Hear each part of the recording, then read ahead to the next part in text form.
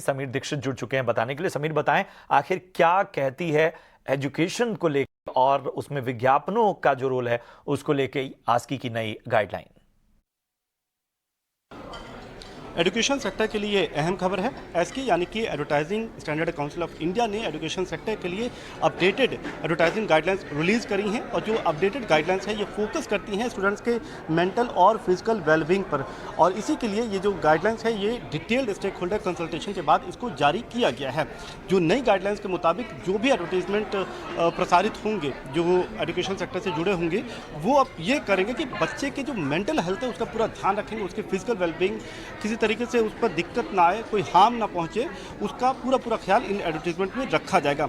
Education sector पर guidelines लगातार इसलिए जारी हो रही है क्योंकि एजुकेशन सेक्टर में जो एडवर्टीजमेंट हैं वो पिछले कुछ सालों से लगातार एडवर्टीजमेंट के जो गाइडलाइंस है उसमें वायोलेशन कर रहे हैं, उसके उल्लंघन कर रहे हैं।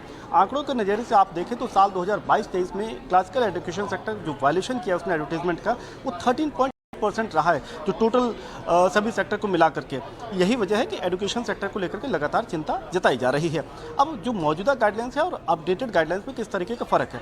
मौजूदा गाइडलाइंस जो एजुकेशन सेक्टर की हैं वो इस बात पे फोकस करती हैं कि जो भी क्लेम एडवर्टाइज़र कर रहा है, जो यूनिवर्सिटी है, एडटेक सेक्टर के जो भी लोग अपने एडवर्टाइजमेंट में क्लेम कर रहे हैं उसको सब्सटेंशिएट करें, उस दावे को किसी रेलिवेंट एविडेंस के साथ में प्रसारित करें। जबकि जो अपडेटेड गाइडलाइंस है उसमें इस बात का भी ख्याल रखा जाएगा कि कोई भी बच्चे के अगर मार्क्स कम आते हैं तो उसको यूँ ना दिखाया जाए कि ये फेल हो गया है अपने जीवन में या ये अनसक्सेसफुल का पैमाना है। लो स्कोर्स को इस तरीके से ट्रीट नहीं किया जाना चाहिए कि ये अनसक्सेसफुल हो गया है या फेलियर हो गया है। दूसरा, इस तरीके के एडवर्टीजमेंट नहीं होने चाहिए कि कोई खास सब्जेक्ट किसी खास जेंडर का ही होगा।